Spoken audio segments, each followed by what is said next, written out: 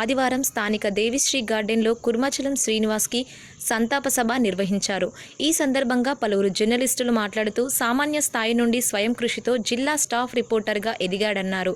Union నాయకుడిగా ఉంటూ జర్నలిస్టుల పక్షాన పోరాడి వారి సమస్యలను పరిష్కరించేందుకు కృషి చేశాడన్నారు. జర్నలిస్టుల ఇళ్ల స్థలాల విషయంలో చివరి వరకు కృషి చేసిన కొన్ని సాంకేతిక పరమైన కారణాలతో జర్నలిస్టుల ఇళ్ల స్థలాల కల నెరవేరలేదని ఆవేదన వ్యక్తం చేశారు. జర్నలిస్టులకు ఎలాంటి సమస్యలు వచ్చినా తానున్నానంటూ ముందుండి వారి సమస్యల పరిష్కారానికి కృషి చేశారన్నారు. అతి పిన్న వయసులోనే అకాల మరణం పొందిన శ్రీనివాస్ మృతి పాత్రికేయ రంగానికి తీరని లోటని అన్నారు.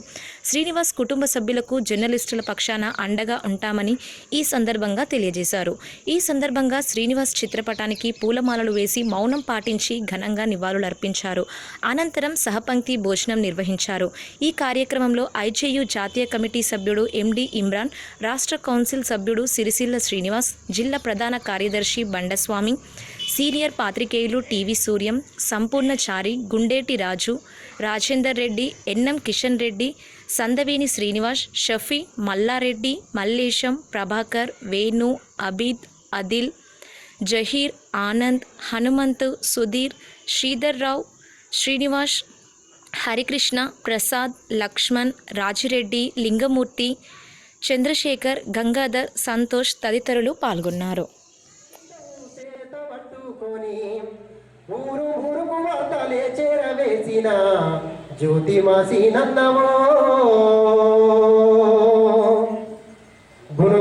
తంగేడు తామర చేమంతి పంతి పూల నడుమ పూసిన ఎర్రని గునుగు తంగేడు తామర చేమంతి పంతి పూల నడుమ పూసిన ఎర్రని మందర భూమెక్క జ్యోతి మాసినన్నవో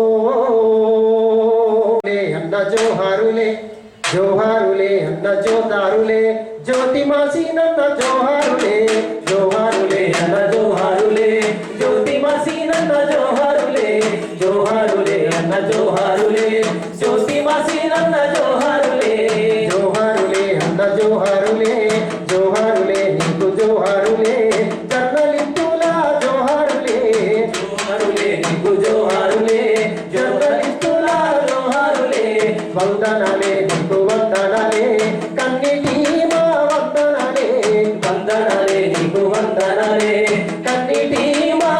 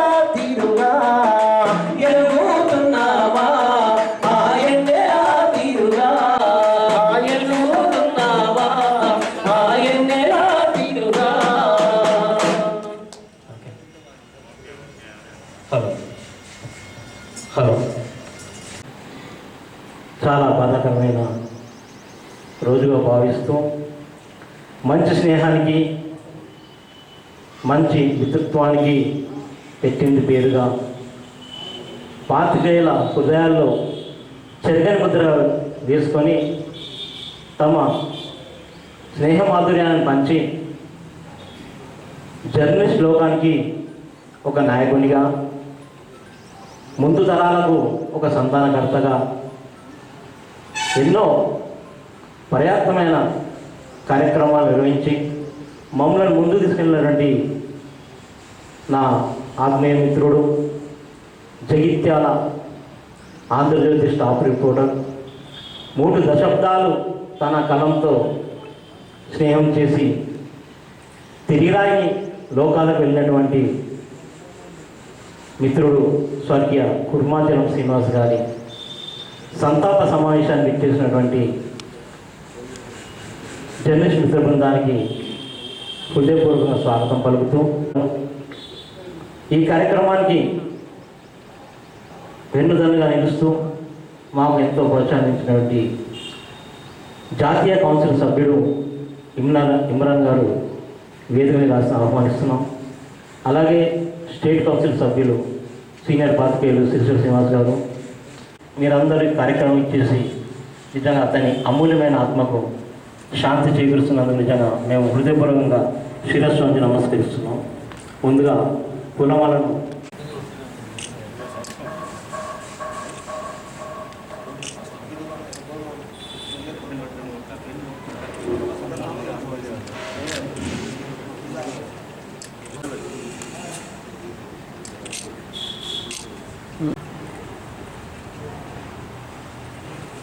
जोहार जोहार जोहार जोहार जोहार जोहार कामरेड कुर्माचलम श्रीनिवास, कामरेड कुर्माचलम श्रीनिवास आत्मा शांति बोलते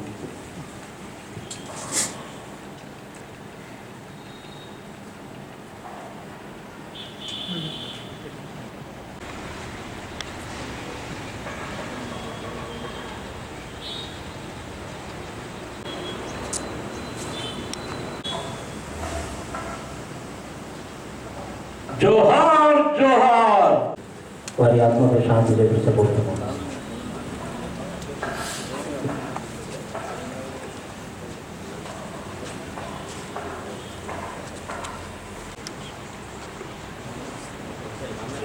आबिद आबिद बेटा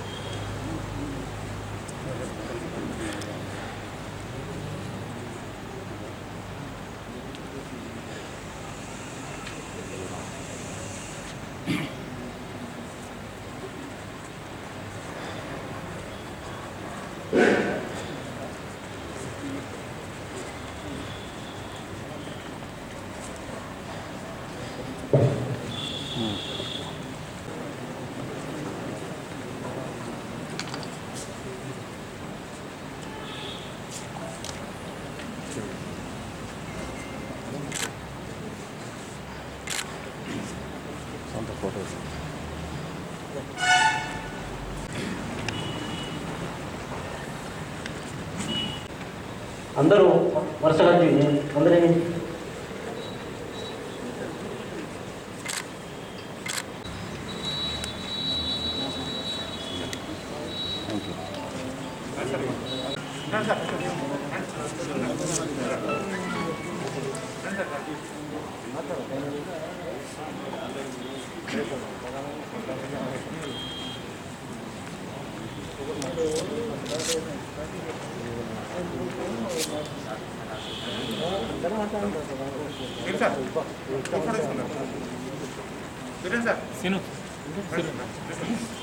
నా పెళ్లి రండి.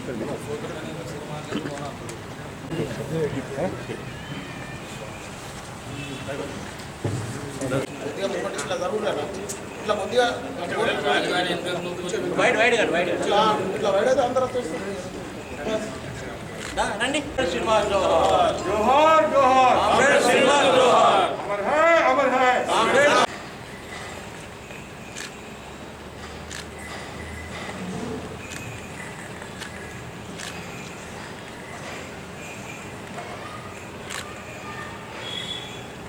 సీట్లో ఆశీర్వాదం శ్రీనాథ్తోని ఈ గత సంవత్సర కాలంలో ఎంతో అనుబంధం ఉంది.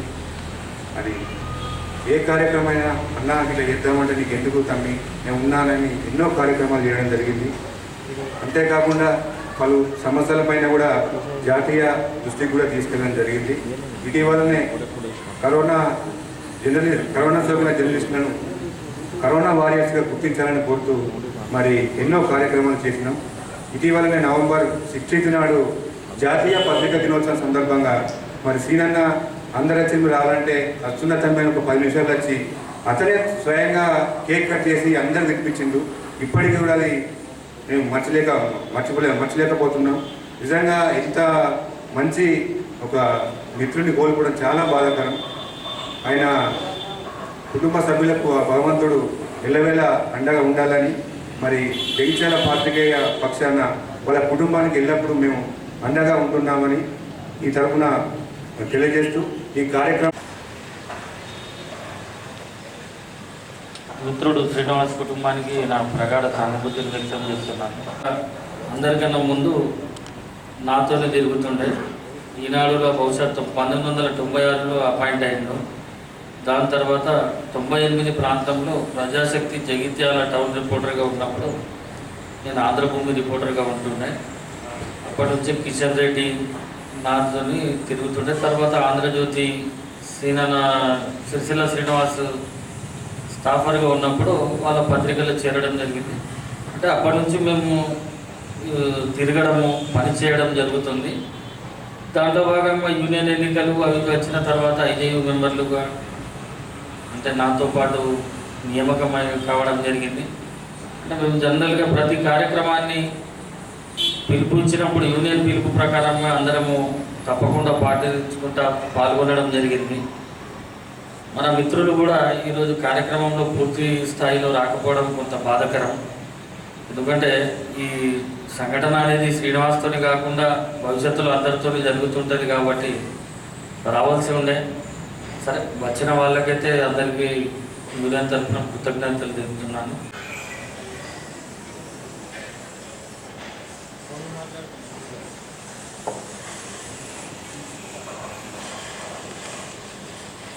కామ్రేడ్ కుమారమాచల్ శ్రీనివాస్ సాంకేతిక కారణాలే కానీ కొన్ని అనుకోని అవాంఛనీయ సంఘటనల మూలంగా అందరికీ వీడి తిరిగి రాని లోకానికి వెళ్ళినటువంటి మిత్రుడు కుర్మాచలం శ్రీనివాస్కి సందర్భంగా మన జగిత్యాల పాత్రికేయులందరి పక్షాన నివాళులు అర్పిస్తూ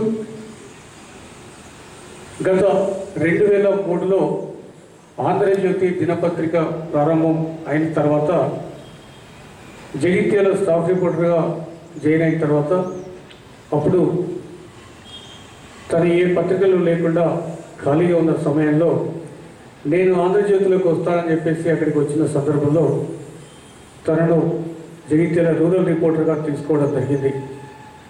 అప్పటి నుంచి నాతో ఒక 5 సంవత్సరాలు ఆంధ్రజ్యోతిలో పనిచేసి నేను కొన్ని కారణాల వల్ల బయటకు రావడం, ఆ తర్వాత తను అంచెలంచెలుగా ఎదుగుతూ ఒక సామాన్యుడి స్థాయి నుండి ఒక ఉన్నత స్థాయికి ఎదిగి అందరికీ సుపరిచితుడైన కుర్మాచలం శ్రీనివాస్ మృతి ఆకస్మిక సంఘటన బాధాకరం. కుర్మాచలం శ్రీనివాస్ మృతి చెందాడంటే స్థానిక రాజకీయ నాయకులు ఎంతమంది ఆ కుటుంబానికి వెంట ఉంటున్నారన్నది ఇప్పుడు మనం చూస్తున్న విషయమే. దాన్ని కూడా మనం గుర్తుంచుకొని వృత్తిలో ఒక మంచి విలేకరిగా ఎదగాలని, మంచి వ్యక్తులుగా ఎదగాలని, సమాజానికో కుటుంబానికో మనం మంచి చేసిన వారయ్యాను అన్న ఒక పేరు మిగలాలని సందర్భంగా కోరుకుంటూ మరోసారి నివాళులు అర్పిస్తూ థ్యాంక్ యూ.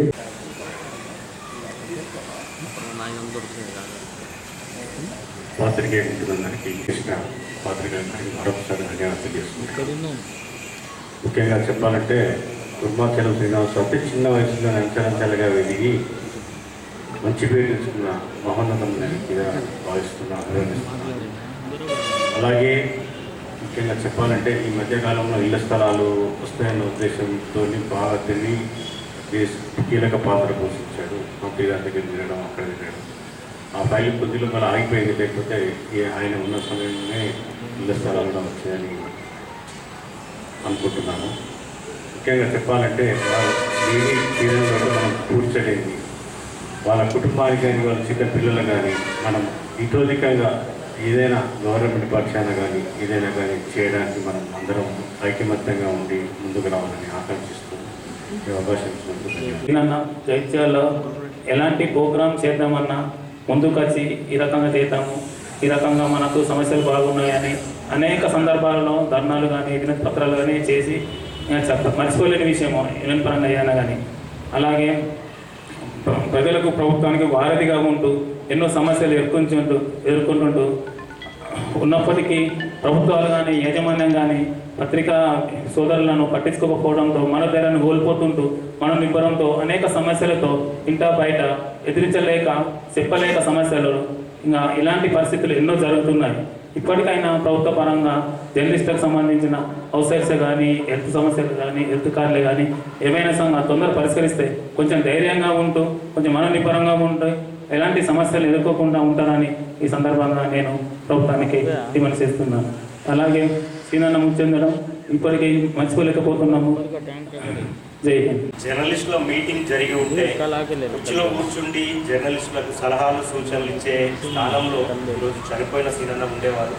కానీ ఆయన ఇలా ఫోటోలో చూసుకొని ఆయన సంతాప సభలో ఇట్లా మాట్లాడాల్సి వస్తుందని నిజంగా ఎవరు ఊరుకుంటారు. ఇందాక సిరిసిల్ల సీనన్న చాలా బాగా మాట్లాడిండు. నిజంగా జర్నలిస్ట్ అంటే చేతిలో పెన్ను కెమెరా ఉన్నంత వరకే జర్నలిస్టుల చుట్టూ పొలిటికల్ కానీ ఇంకా ఎవరైనా తిరుగుతారు. కానీ ఆ తర్వాత ఎవ్వరూ కూడా ఆ కుటుంబాన్ని ఆదుకోరు అన్న నిజాన్ని చాలా స్పష్టంగా చెప్పారు. దాదాపు నేను హైదరాబాద్ నుంచి జగిత్యాలకు వచ్చి 4 సంవత్సరాలు అయింది. ఈ 4 సంవత్సరాల్లో సీనన్నతో చేసిన జర్నీ చాలా ప్రత్యేకమైనది. ఎన్నో పొలిటికల్ వార్తలు కానీ ప్రాజెక్టుల సందర్శన కానీ అనేక వార్తలను అటు ఆంధ్రజ్యోతిలోను ఇటు ఏబిఎన్లోను చాలా కలిసి రాశాం. ముఖ్యంగా సీనన్న చనిపోవటానికంటే 1 మంత్ ముందే ఆయన ఇంటికి వెళ్ళి దాదాపు ఒక 3 గంటల పాటు డిస్కషన్ చేసినాం. ఎందుకంటే మంచి చెడు ఎలా ఉంటుంది ఏంటి అనేది అన్ని విషయాలు సీనన్న నాతో చర్చించేవారు. ఏదైనా వార్త రాసినప్పుడు కూడా సహజంగా ఆంధ్రజ్యోతి ఏబిఎన్ 2 ఒకే సంస్థ కాబట్టి నేనేదైనా వార్త రాసినా చాలామంది సన్నిహితులు నాకు కాల్ చేసేవారు. ఆయన ఏదైనా రాసినా కూడా నాకు కాల్ చేస్తూ మంచి చెడులు అన్నీ కూడా డిస్కషన్ చేసుకుంటూ ఉన్నాం. కానీ చాలా మంచి సాన్నిహిత్యం, మంచి స్నేహం కూడా ఉంది. దాదాపు 1 మంత్ బ్యాకే చాలా అన్ని విషయాలు చర్చించుకున్నాం. కానీ ఇంతలో ఇలా ఒక ఫోటోకి దండేసి నివాళులు అర్పించాల్సి ఇంత త్వరగా వస్తుందని ఊహించలేదు.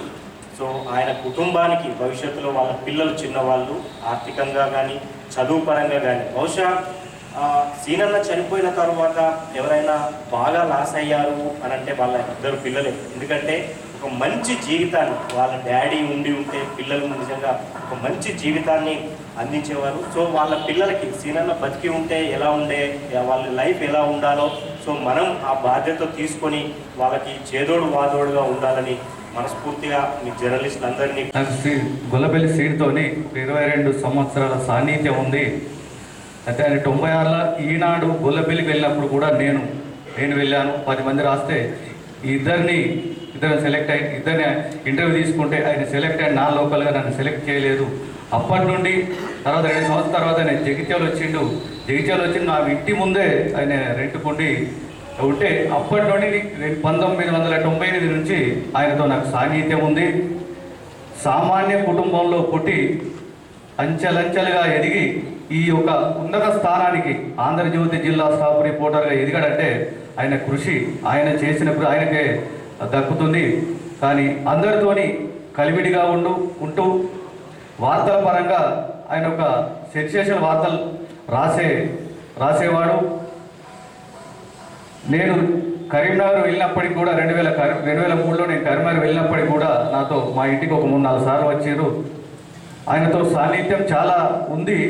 కానీ ఆయన ఇంత తొందరగా దేవుడు తీసుకుపోతాడని ఎవరు ఊహించలేదు. ఇటువంటి సమావేశాలు ఆయన ముందుని నడిపించేవాడు. కానీ అతని ఫోటోకు మనం దండ పెట్టడం అంటే చాలా బాధాకరం అనిపిస్తుంది. వారి కుటుంబానికి ప్రగాఢ సానుభూతి తెలుపుతూ ఈ సందర్భంగా ఆయనకు నివాళులు అర్పిస్తారు. జై హింద్. జై కుర్మాచలం శ్రీనివాస్. స్థాయి నుండి జిల్లా స్టాఫ్ రిపోర్టర్ వరకు, అదేవిధంగా సామాన్య యూనియన్లో కూడా ప్రెస్ క్లబ్ అధ్యక్షుల నుంచి జాతీయ కార్యవర్గ సభ్యుడిగా వరకు ఎదిగి ఇంత తక్కువ సమయంలోనే మనందరినీ వీడి శ్రీనివాస్ గారు వెళ్ళిపోవడం అనేది బాధాకరం. ఒక రకంగా మన కొత్తగా ఏర్పడిన జగిత్యాల జిల్లాకు పాత్రికేయుల పక్షాన ఒక పెద్ద దిక్కుగా ఉండి అన్ని కార్యక్రమాలను కూడా నేనున్నానంటూ అందరికి చేదోడు వాదడుగా ఉంటూ ముందు నడిపించిన మిత్రుడు శ్రీనివాస్ అకాల మరణం అనేది మన పాత్రికేయ లోకానికి ఒక తీవ్రమైన దిగ్భ్రాంతికరమైన సంఘటనగా చెప్పవచ్చు. ఇటీవల చివరి వరకు ఆయన చనిపోయే వరకు కూడా పాత్రికేయ చిరకాల కోరిక 30 సంవత్సరాలుగా మనం పనిచేస్తున్న ఎలాంటి ప్రభుత్వం నుండి ఎలాంటి సహకారం కానీ ఎలాంటి ఇళ్ల స్థలాలు కానీ మన హక్కుగా పొందాల్సిన వాటిని కూడా మనం పొందలేకపోవడం అనేది బాధాకరం. ఆ దిశగా శ్రీనివాస్ గారు చాలా తీవ్రంగా కృషి చేశారు. ఆ కృషిలో నేను కూడా భాగస్వామి ఉన్నా. ఎందుకంటే ప్రత్యక్షంగా చూసినాం ఇళ్ల స్థలాల విషయంలో తిరగడం, అధికారులతో మాట్లాడడం, ఇటు ప్రజాప్రతినిధులతో మాట్లాడడం, వాళ్ళను సమన్వయం చేసి ఒక కొలిక్కి తీసుకొచ్చిన సమయం. పూర్తి స్థాయిలో మనకి ఇళ్ల స్థలాలు వస్తున్నాయని లిస్టు తయారు చేయడం,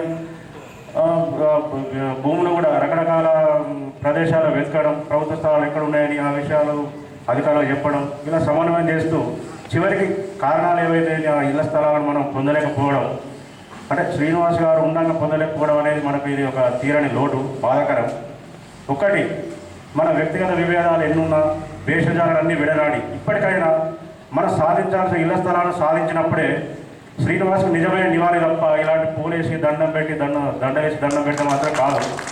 ఈ సంతాప సభ సాక్షిగా మనం ఒక నిర్ణయం తీసుకొని ఇళ్ల స్థలాలను సాధించి మన పాత్రగా మనకు కూడా కొంత ఏంటి ఉన్నది, వర్త్ ఉన్నది. అంటే మనం ఎవరి వరకు యమునా తీరాల కార్యప్రతి దగ్గరికి పోవడం, మాట్లాడుకోవడం, ఎవరి అంటే వ్యక్తిగతంగా మనం ఏదో చిన్న లాభం అయితే కావచ్చు, కానీ సామూహికంగా చూసినప్పుడు అందరికీ లాభం జరిగినప్పుడే మన పత్రికల్లో కానీ లాభం జరిగినట్టు తప్ప మన వ్యక్తిగతంగా ఒకరిద్దరు లాభపడితే కాదు.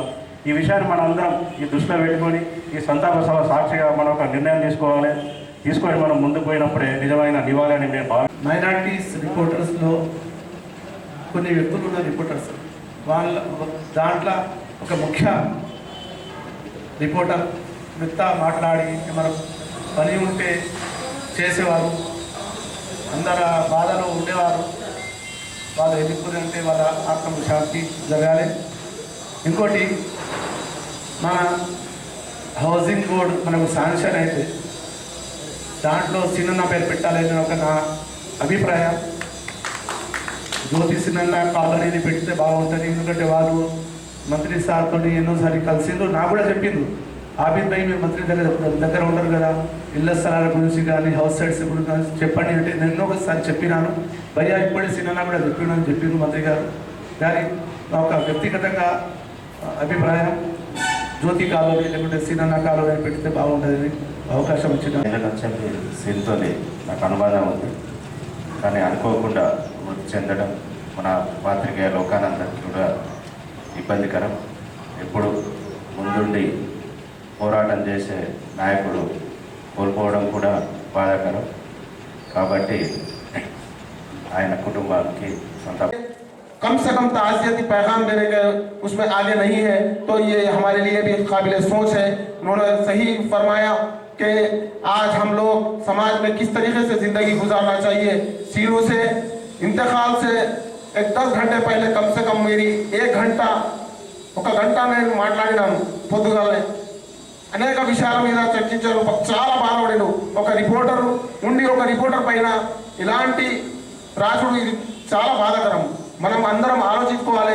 మనం వృత్తిలో ఉండి మన పాత్రికకి ఏం జరుగుతున్నది అని ఇంత ఆలోచించకుండా ఒక మానభావం, ఒక ఆయన మనసుగా బాగా బాధపడడం, ఇది మన కోసం కూడా మనం కూడా ఆలోచించే అవసరం ఉన్నది.